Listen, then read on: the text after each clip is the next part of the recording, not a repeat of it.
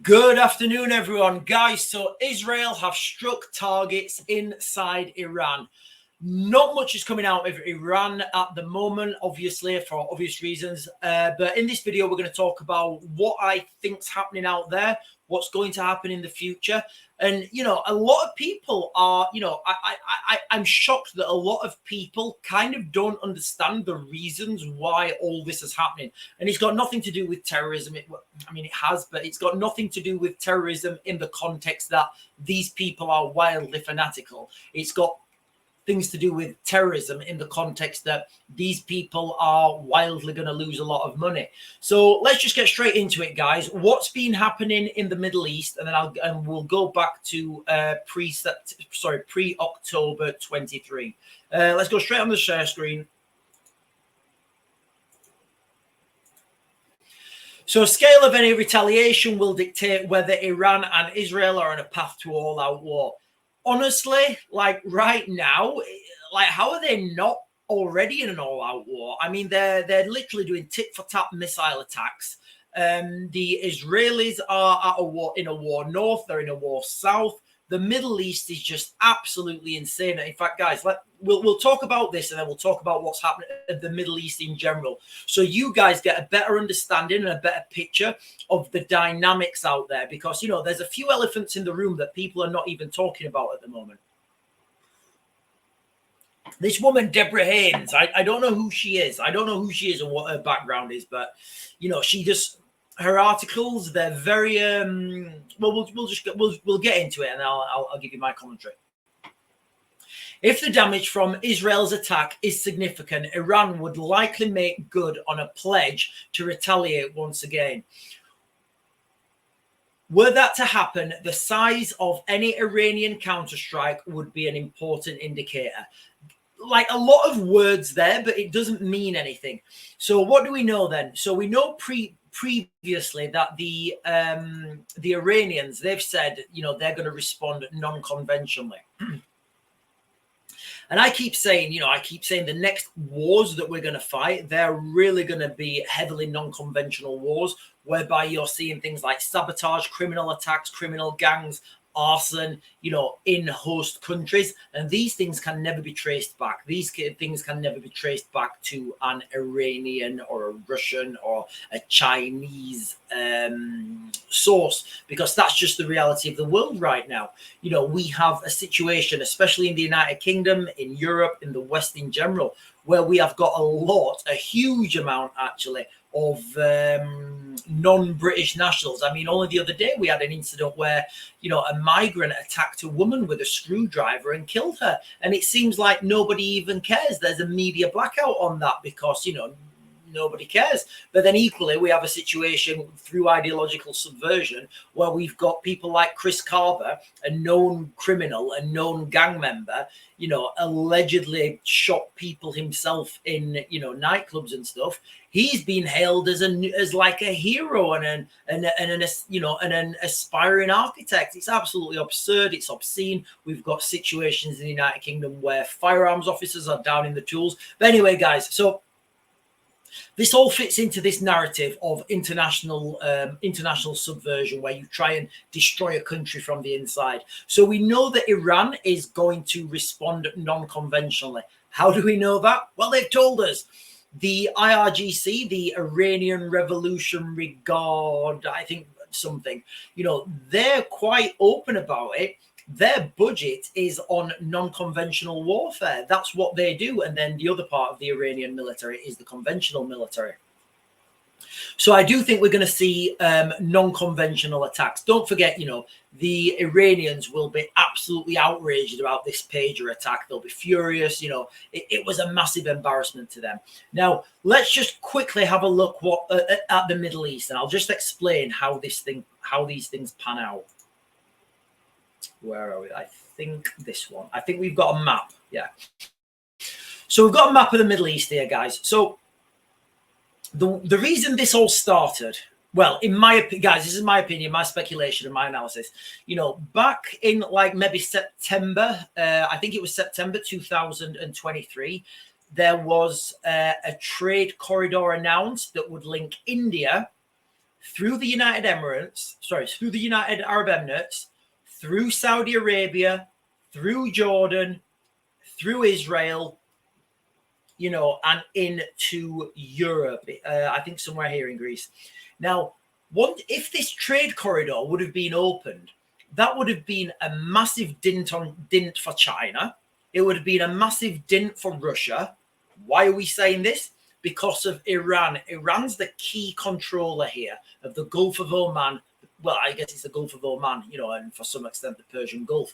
Because if all these Persian Gulf nations, I'm talking Iraq, Kuwait, Saudi Arabia, Oman, well, I guess Oman, you know, United Arab Emirates, if they can get their oil, if they can get their products out, they don't have to go through the Strait of Hormuz, then they're not reliant on Iran. They don't have to be friends with Iran.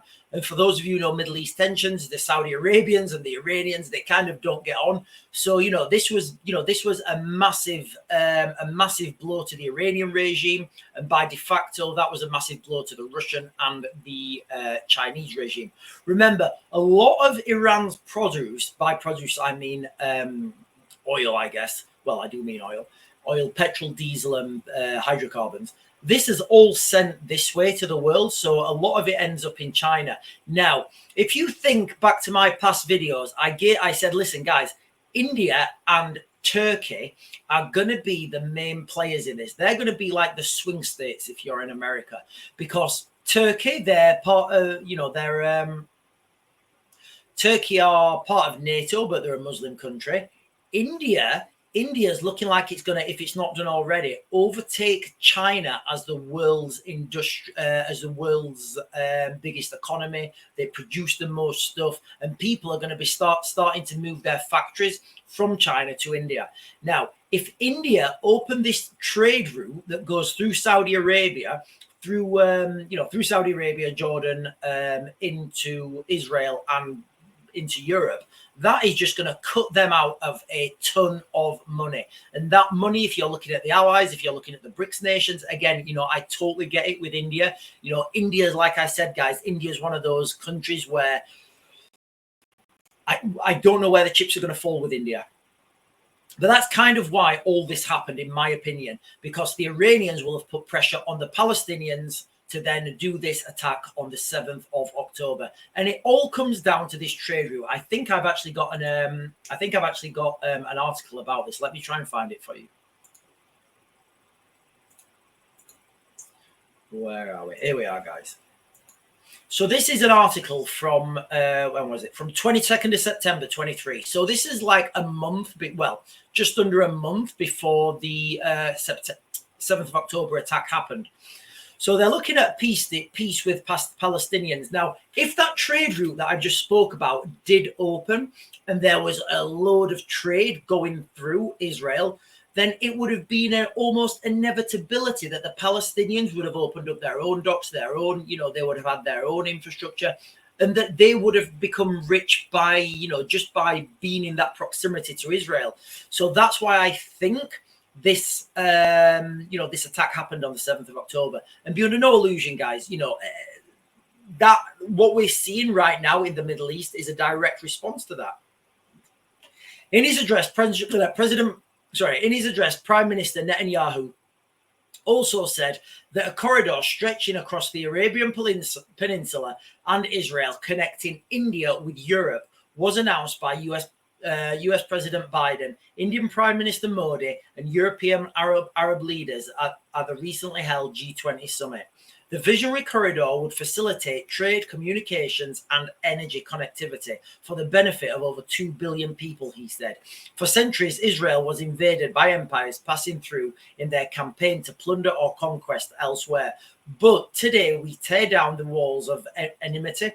Israel can become a bridge of peace and prosperity between these continents. So that's what they were looking at, guys. They were looking at opening up this trade corridor. And where we're all, you know, fixated on, oh, these are a terror group, these did that. Why did they do it? Because they were paid. Whoever's paying them, whoever's controlling the purse strings, Iran, will have said, right, guys, I want a massive attack on Israel right now.